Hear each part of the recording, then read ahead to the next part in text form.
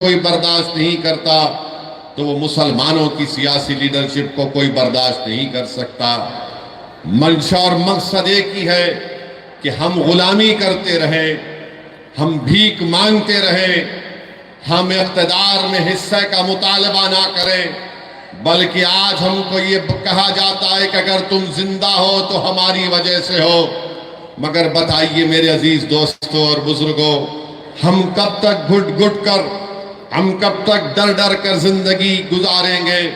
जमहूरियत है, भारत के आईन के मुताबिक, संविधान के मुताबिक हम सब तमाम बराबर हैं, हम इंसान हैं और जिस तरह हर किसी को अपने समाज की लीडरशिप बनाने का कासिल है, उसी तरह भारत के मुसलमानों को भी अपनी लीडरशिप बनाने का इख्तियार हासिल है।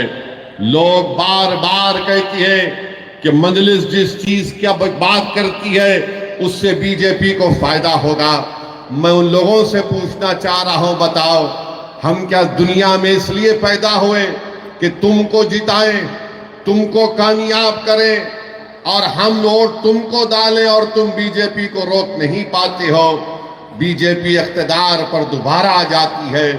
याद रखिए, भारत के मुसलमानों को इस बात का फैसला करना है कि आप कब तक नाम निहाद सेकुलर पार्टियों के झोली में अपना वोट डालेंगे। बीजेपी को जो रोक नहीं पाते, मैंने उस वक्त भी पार्लियामेंट में उठकर कहा था जब 2024 के चुनाव का रिजल्ट आया था, मैंने कहा था कि मोहब्बत की कामयाबी नहीं है। जिस तरह तीसरे मर्तबा नरेंद्र मोदी भारत के वजीर आजम बने, ये मोहब्बत की कामयाबी नहीं है, ये नफरत की कामयाबी है। और उसी की बुनियाद पर तीसरी मर्तबा बीजेपी 240 सीट लेकर आई।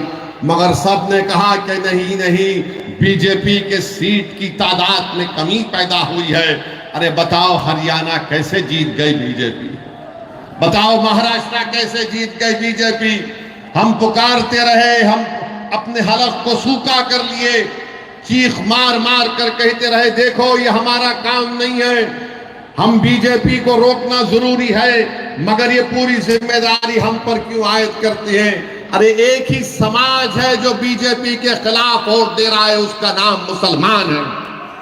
बाकी के सब समाज हैं, उनकी अक्सरियत, उनकी मेजॉरिटी बीजेपी को वोट डाल रही है, मगर हमारे गले में सांप डाल दिया गया कि नहीं तुम बीजेपी को रोको।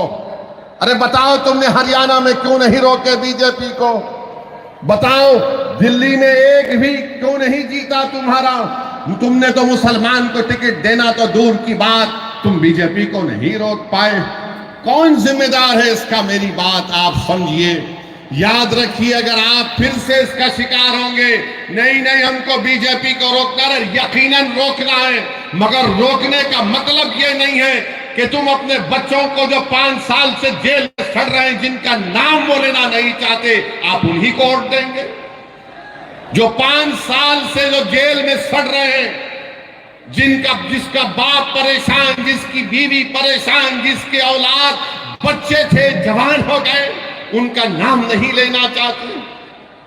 जो बच्चे जेलों में सड़ रहे हैं तो उनका नाम नहीं लेते, मगर आप उनको वोट देना चाहेंगे। ये बीजेपी को रोकना है। अरे बीजेपी को तो हम ही रोक रहे हैं। हम बीजेपी को ना कभी वोट दिए ना कभी देंगे, मगर ये लोग क्या बीजेपी को रोक पा रहे? नहीं रोक पा रहे। ये अपनी जबान से नाम तक नहीं लेते। ताहिर हुसैन के नाम का ऐलान किया तो सबके पेट में दर्द शुरू हो गया। ताहिर हुसैन का नाम का ऐलान किया तो सबके सर में दर्द शुरू हो गया। अरे जिसके पेट में दर्द हो रहा है, जिसके सर में दर्द हो रहा है, क्या तुम भूल गए कि तुम ताहिर हुसैन की घर के छत पर बैठकर कितने मर्तबा ताहिर हुसैन ने तुमको खाना खिलाया था?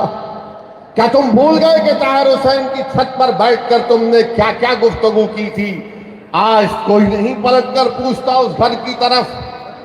बताओ जुल्फिकार सैफी जेल में कैसे है? इस मुल्क में अजीबो गरीब मामला है कि 2 मुख्यमंत्री जेल को चले गए, झारखंड के, दिल्ली के, इनको बेल हो गई, मगर जो 5 साल से सड़ रहे हैं उनको बेल नहीं होती है। कौन है इसका जिम्मेदार? अकाउंटेबिलिटी किस पर आयद होगी? बताओ। कब तक नेशनल मेजॉरिटी और नेशनल माइनॉरिटी को दबाया जाएगा?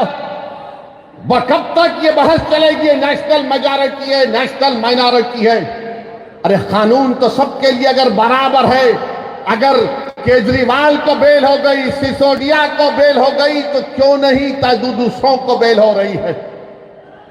सब पर भी वही ग्रीवियस ऑफेंसेस है, मगर तुमको बेल हो सकती है और जो बच्चे जेलों में सड़ रहे हैं उनको बेल क्यों नहीं हो सकती? बताओ मेरे अजीज दोस्तों और बुजुर्गों, यही नाइंसाफी है।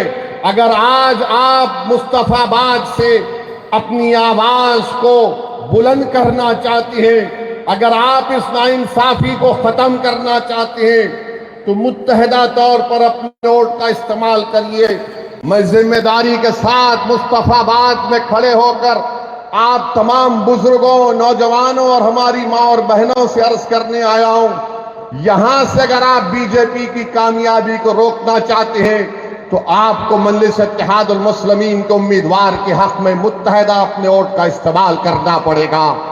हाँ, मेरे जाने के बाद और चुनाव के दौरान बहुत से लोग आकर बहुत सी बातें कहेंगे, अरे क्या कर रहे हो, वैसी सिर्फ जज्बाती तकरीर करता है।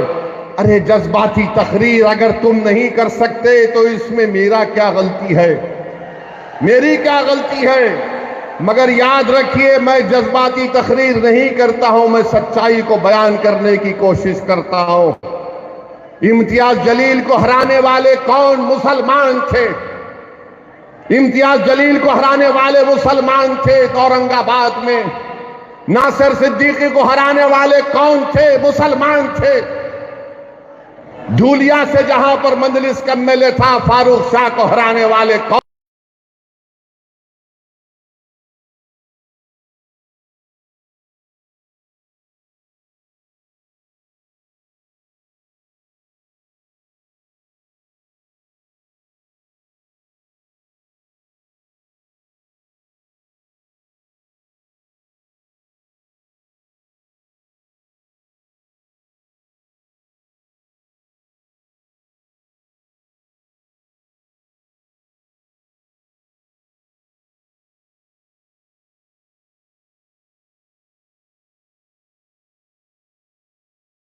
कौन थे? ये वो लोग हैं।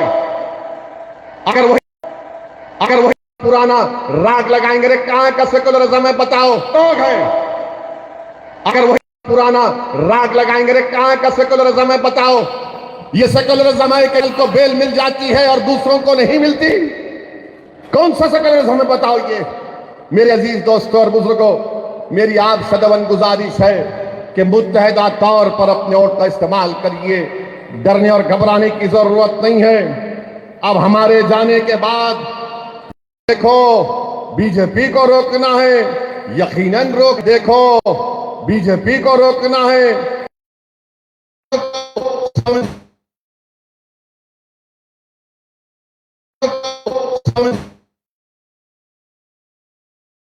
वरना गब्बर सिंह आ जाएगा। तो मैं उनसे कहूंगा कि उनको जवाब दीजिए कि अब हम सोने वाले नहीं है, अब हम जाग चुके हैं, अब हम नहीं सोएंगे। तुम 75 साल के हमको ये झूठे सेकुलरिज्म की अफीम हमको चका चका कर तुमने हमको सुला दिया। अब हम जागने वाले हैं। जो लोग हमसे कह रहे हैं कि देखो खामोश हो जाओ, सो जाओ, उनसे कहो कि हमारे दरमियान में एक पागल असद आया है, जो हमारा शेर है, हमको जागने की आदत डाल चुका है। अब हम जागेंगे, सोएंगे नहीं। अब हम होशमंदी से अपने वोट का इस्तेमाल करेंगे। मेरे अजीज दोस्तों और बुजुर्गों, आपकी आवाज आपके हाथ में है, आपकी आवाज आपके हाथ में है। अगर हमारी इस बहन की ये जज्बाती बातें जो ताहिर हुसैन की वाइफ ने, उनकी बेगम ने आपके सामने कही, थोड़ी देर के लिए भी सोचिए कि हमारे हर घर की कहानी है, ये हमारे हर घर की कहानी है। मेरे भाई, इज्जत की जिंदगी अगर गुजारना है तो सिर्फ नारों से हम इज्जत की जिंदगी नहीं गुजार सकते। अगर हम मुस्तफाबाद में सफाई का इंतजाम चाहते हैं, मुस्तफाबाद में वो ब्रिज रोड की ट्रैफिक जहां पर उसका मसला हल करना चाहते हैं, हम अच्छा पीने का पानी हासिल करना चाहते हैं, स्कूल चाहते हैं, कॉलेज चाहते हैं, तो सिर्फ नारों से नहीं होगा, तुमको अपनी आवाज को भी जाना पड़ेगा। दिल्ली के विधानसभा में लड़ना पड़ेगा तुमको, और उसके लिए आपको एक वोट का सही इस्तेमाल जब आप करेंगे तभी आपको कामयाबी मिलेगी। वरना सिर्फ हम वोट डालने वाले बनकर रह गए, हम वोट लेने वाले नहीं बन सके। वोट हासिल करो, और कैसे हासिल करेंगे? जब आप मजलिस के हक में अपने वोट का इस्तेमाल करेंगे। लोग बहुत सी बातें करेंगे, ये नहीं होने वाला है, ये फुला होने होगा, ऐसा होगा। मेरे अजीज दोस्तों और बुजुर्गों, क्या क्या आपने देखा? मुझे यहां पर यह बताया गया, बल्कि सच्चाई है, दिल्ली में वो फसाद हुआ, 2022 का प्रोग्राम हुआ। यहां का मुख्यमंत्री अगर मरने वालों को 1 करोड़ देता है, गवर्नमेंट की नौकरी देता है, तो दूसरे भी तो मरे। उनको क्यों नहीं दिया तुमने गवर्नमेंट की नौकरी और पैसे? अरे तुम फिरका परस्त हो केजरीवाल, भारत में तुमसे बड़ा कोई फिरका परस्त नहीं हो सकता है। नरेंद्र मोदी का अगर कोई हकीकी भाई है, नरेंद्र मोदी का अगर कोई हकीकी भाई है तो उसका नाम केजरीवाल है, याद रखो आप। सिक्के के 2 रुख हैं ये, सिक्के के 2 रुख हैं ये। अरे फसाद में सब मरे, मरने वाले मासूम थे, तो तुम सबको देना था गवर्नमेंट की नौकरी और एक्स ग्रेशिया, मगर नहीं दिए, नहीं दिए। मैंने उस वक्त भी कहा, कौन है बताओ, जब ये कोविड लगा था तो तबलीगी जमात पर झूठा इल्जाम लगाने वाला कौन था? यही केजरीवाल था। सुपर स्प्रेडर का नाम दिया था। बड़ी बड़ी बातें करते हैं, हम ये स्कूल बनाए, हम फुला किए। अरे मुस्तफाबाद कहो, केजरीवाल मेरे साथ चल के बताओ, मुसलमानों के दरमियान में आएंगे तो बोलेंगे देखो आपकी जिंदगी को हम बचा रहे हैं, और हमारे हिंदू भाई आएंगे तो बोलेंगे देखो हमने ये अस्पताल बनाया, ये स्कूल बनाया। अस्पताल स्कूल यहां पर क्यों नहीं बना? मेरे अजीज दोस्तों और बुजुर्गों, जो लोग चमचागिरी करते हैं, जो लोग चापलूसी करते हैं, जो अपने ईमान को अगियारों की चौखट पर बेच देते हैं, गिरवी रख देते हैं, वो कभी भी आवाम की आवाज नहीं बन सकते। मेरी इस बात को याद रखो, आप कभी भी कुछ नहीं कर पाते। क्या क्या नहीं हो रहा है। मुझे यहां पर हमारे शोएब जामाई साहब बताए कि कचरे का कितना बड़ा मसला है, कितना बड़ा मसला है। और जब ये केजरीवाल मुख्यमंत्री बने तो पब्लिसिटी के लिए 1 रुपया खर्चा होता था। अब केजरीवाल के मुख्यमंत्री बनने के बाद 44 रुपये पब्लिसिटी पर खर्चा किए जाते हैं। 44 रुपये। केजरीवाल ने अपना घर बनाया तो पैसों से महल बना लिया। अरे केजरीवाल, तुम यहां पर आकर देखते मुस्तफाबाद में लोग कैसी अपनी जिंदगी गुजारते हैं। मेरे अजीज दोस्तों और बुजुर्गों, नेशनल ग्रीन ट्रिब्यूनल ने दिल्ली हुकूमत पर 900 करोड़ रुपए का उनका कहा कि कंपनसेशन दो, मगर ओखला, गाजीपुर, फलसावा में जो कचरे के पहाड़ बन रहे हैं, ऐसा लगता है कि गिरनार से भी लंबे पहाड़ कचरे के बन रहे हैं। कोई पूछे क्या डेवलपमेंट हुआ दिल्ली में, कुछ दिक्कत नहीं आता। आपकी आवाज जब होगी तो डेवलपमेंट दिक्कत आएगा। अगर आपकी आवाज नहीं होगी तो याद रखिए कोई डेवलपमेंट नहीं होगा। ये आम आदमी पार्टी का मुख्यमंत्री महरौली से एक साहब को टिकट देने का ऐलान किया। वो नरेश साहब का नाम लिए, बोला गया कि उनके ऊपर इल्जाम लगाया गया था, बल्कि कोर्ट ने सजा भी दी थी, वो कुरान की बेहरमती करे थे। ये इनका असली चेहरा है। आप जान लीजिए कि ईदगाह है पुरानी दिल्ली में, उसकी जमीन पर कब्जा हो गया। मैं जानता हूं 1 साल से केजरीवाल ने दिल्ली का वक्फ बोर्ड नहीं बनाया। तुम नहीं बनाए तो मोदी ने एक ऑफिसर का तकर्रुर कर दिया। ईदगाह की जमीन पे कब्जा हो गया, क्यों नहीं बनाया तुमने 1 साल से दिल्ली का वक्फ बोर्ड? किसने रोका था तुमको? मगर नहीं बनाया इसलिए ताकि कब्जे हो जाए, ताकि कोई कुछ कर ले।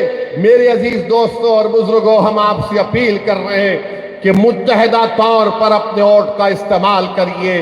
अगर आप फिर उसी चक्कर में फंस जाएंगे कि नहीं नहीं कुछ हो जाएगा, अरे अब क्या बचा है मुझे बताओ, अब क्या बचा है तुम्हारे पास? अब तो यहां से उठने की बात आपको हमको करना है। भारत के वजीर आजम कहते हैं कि वक्फ संविधान में वक्फ नहीं है।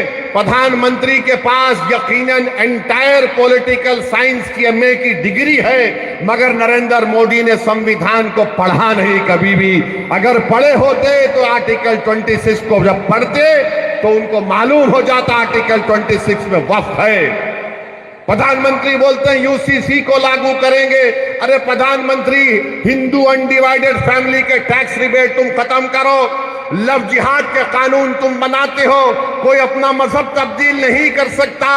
और आजकल बीजेपी तो बाबा साहेब अंबेडकर के बारे में अनाप शनाप बक रही है। अगर आज अंबेडकर जिंदा होते तो अंबेडकर से कहा जाता कि अगर आप मजहब तब्दील करना चाह रहे तो परमिशन लो। वक्फ की जायदादों को छीनने की कोशिश बीजेपी कर रही, और दिल्ली में 1 साल से वक्फ बोर्ड नहीं बनाया जाता। बहरहाल मेरी आप तमाम से अपील है कि आप मजलिस की तायीद करिए।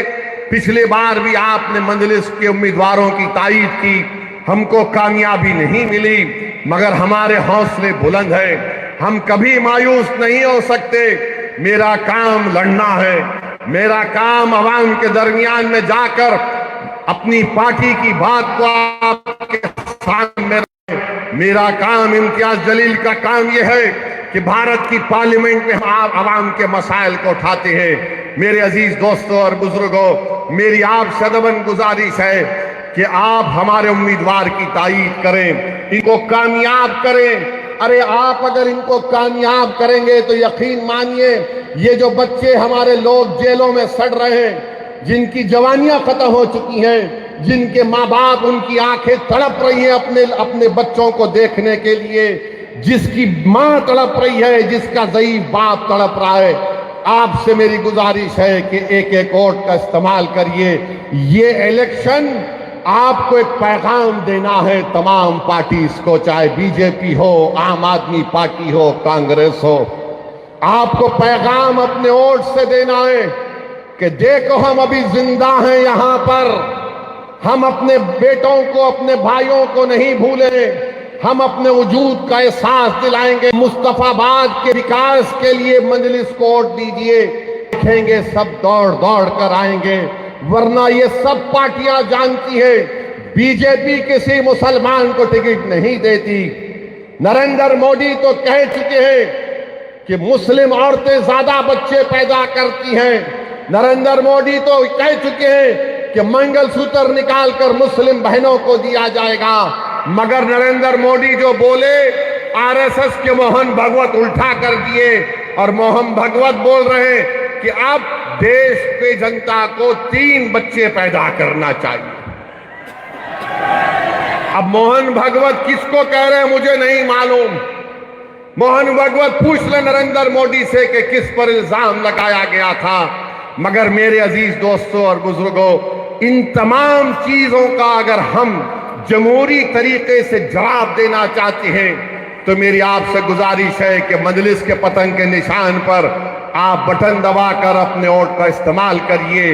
यकीनन बीजेपी को रोकना है, मगर मैं कोई कूली नहीं हूं सेकुलरिज्म का कि मैं 75 साल से मैं ही इस फर्ज को निभा रहा हूं। हम कब तक इस बोझ को उठाएंगे बताओ? कब तक हम उठाएंगे? हमारी मस्जिदों पर हमला हो रहा है, संभल में गोली मार दी गई, 5 मासूम बच्चों पर सीने पर गोली मारकर उनको खत्म कर दिया गया। 500 साल के बाद मुझसे कहा जा रहा है बताओ ये तुम्हारी मस्जिद है या नहीं। 800 साल के बाद कहा जा रहा है कि ख्वाजा अजमेरी की दरगाह है नहीं, तुम बताओ। मेरे भाई याद रखो, तुम जिस पर भरोसा कर कर टेका लगा कर बैठे हो ना, वो जानते हैं कि इसी तरह की बातें अगर कोई करता रहेगा हम डर कर उनको वोट देंगे। अरे मैं तुमसे कह रहा हूं, अगर आप उठेंगे, नौजवानों याद रखो ये तुम्हारी लड़ाई हम लड़ रहे हैं। मेरी जिंदगी का चिराग कब खत्म हो जाए वो अल्लाह जानता है, मगर मुस्तकबिल तो तुम्हारा है। अगर आज तुम उठकर मुत्तहदा अपने वोट का इस्तेमाल करोगे तो कोई तुमको डरा नहीं सकता। तुम डरते हो तो इसलिए डराया जा रहा है। जिस दिन तुम नहीं डरने का ऐलान करोगे, और नहीं डरना सिर्फ जबान से नहीं डरना जब तुम कहते हो कि मैं किसी बाप से नहीं डरता, मैं किसी माइकल लाल से नहीं डरता, मैं किसी मोदी से नहीं डरता, मैं किसी केजरीवाल से नहीं डरता, उसको अमली जामेनामा कैसे पहनाएंगे? सिर्फ नारा लगाने से तुम खुश हो जाओगे नहीं, तुमको जाकर अपने वोट का सही इस्तेमाल करना पड़ेगा। और सही इस्तेमाल मुस्तफाबाद में पतंग के निशान पर ताहिर हुसैन के लिए, उन तमाम मजलूमीन के लिए, इस विधानसभा के विकास के लिए आपको अपने वोट का इस्तेमाल करना पड़ेगा। इस डर को निकालो अपने दिमागों से। तुम कब तक और हम कब तक डरते डरते जिंदगी गुजारेंगे? एक बार इस डर को निकालो। इस दिल्ली के विधानसभा में आप अपने इत्तेहाद की निशानी के तौर पर मजलिस के नुमाइंदों को कामयाब करो। देखो हालात बदलेंगे, वरना याद रखो कोई आसमानों से आने वाला नहीं है, कोई जमीन से निकल कर आने वाला नहीं है। और अल्लाह भी उन्हीं लोगों के हालात को बदलता है जो अपने आप को बदलना चाहते हैं। अगर आप अपने आप को बदलना चाहेंगे तो अल्लाह इंशाअल्लाह ताला हमारे मुश्किलात में आसानी पैदा करेगा। अगर आप अपने हालात को बदलना चाहेंगे तो अल्लाह हमारे लिए हमारे मंजिल मकसूद को हमको पहुंचा देगा। अगर तुम सिर्फ दिमागी पसोपेश में रहोगे कि क्या होगा, ऐसा करे तो ऐसा होगा, नहीं करे तो क्या होगा, अरे हमारी जिम्मेदारी जितनी है उतना निभाओ, हमारी जितनी जिम्मेदारी है उतना तो निभाओ। मगर ये सिर्फ आप देख रहे हैं कि कभी ये कभी वो, ये नहीं चलने वाला है मेरे दोस्त। अब केजरीवाल कह रहे हैं मैं ये दे दूंगा, मैं वो दे दूंगा, मैं ये कर दूंगा, सब कर दूंगा। केजरीवाल अपने जेब से नहीं दे रहे हैं, उनके अब्बा का पैसा नहीं है, गवर्नमेंट का पैसा है। मैं ये दे दूंगा, मैं वो दे दूंगा। अरे क्या दोगे तुम ताहिर हुसैन के घर को आकर तुम नहीं मिल सके, तुम क्या दे सकते हो? जो जेलों में है तुम उनके परिवार से एक बार फोन करके नहीं बात कर सके, तुम क्या दे सकते हो? तुम यहां पर रोड पे ट्रैफिक जाम होता, तुम उसको हल नहीं करे, तुम क्या दे सकते हो? इस विधानसभा में तुमने कौन सा स्कूल कॉलेज खोला बताओ हमको? तुमने कुछ नहीं किया। क्यों नहीं किया? क्योंकि केजरीवाल और मोदी जानते लोग डरते हैं। इनको डरा कर रखो, और इनको डरा कर रखो तो एक मुश्त में इनके वोट लेकर जाओ। और जब मैं इस तरह की बात करता हूं तो बोलते देखो ओवैसी वोट काटने के लिए आया है। मेरे अजीज दोस्तों और बुजुर्गों, अगर मेरी बात में सच्चाई है तो उस पर गौर करो। आप, ये आपका इलेक्शन है, मेरा इलेक्शन नहीं है। मुझे हैदराबाद की आवाम ने कामयाब कर दिया, मेरी पार्टी मजलिस इत्तेहादुल मुस्लिमीन को। नरेंद्र मोदी, अमित शाह मुझे आए हैदराबाद को हराने के लिए, सब आए वहां पर, छोटे बड़े मोहब्बत नफरत की बातें करने वाले। मगर हैदराबाद की आवाम ने 3,30,000 वोट से मुझे कामयाब किया।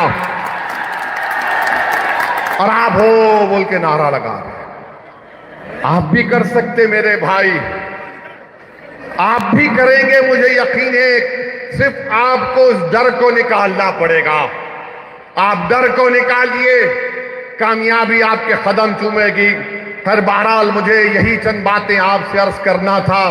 इंशाअल्लाह ताला जब चुनाव होगा मैं आपके गली कूचों में भी आऊंगा, मैं आपके घर पर आकर दस्तक दूंगा, मैं आपसे आकर भीख मांगूंगा कि मेरे लिए नहीं, अपने इत्तेहाद के लिए, अपने इस विधानसभा के मुस्तकबिल के लिए, नौजवानों के रोशन मुस्तकबिल के लिए, और ताहिर हुसैन के परिवार के इंसाफ के लिए। जो बच्चे आज जेलों में सड़ रहे हैं, जिनकी जबान, जिनकी आवाज को दबाया जा रहा है, कोई सुनने को तैयार नहीं है। मीडिया एक तरफा बात करता है। अरे ये कैसा होगा मेरे भाई? कौन उनका हाथ पकड़ेगा? कौन उनकी आवाज उठाएगा? आज आपको दुनिया को बताना है कि हम उन लोगों के साथ खड़े हैं जिनको दुनिया ने भुलाने की कोशिश की। मेरी यही चंद गुजारिशात मैं आपके सामने अर्ज करने आया। इंशाअल्लाह ताला दोबारा फिर आऊंगा, आपसे मुलाकात होगी। आज आप अपना कीमती वक्त निकाल कर आए, बहुत बहुत शुक्रिया। अस्सलाम वालेकुम व रहमतुल्लाहि व बरकातुहू। बैरिस्टर असदुद्दीन ओवैसी साहब जिंदाबाद। बैरिस्टर असदुद्दीन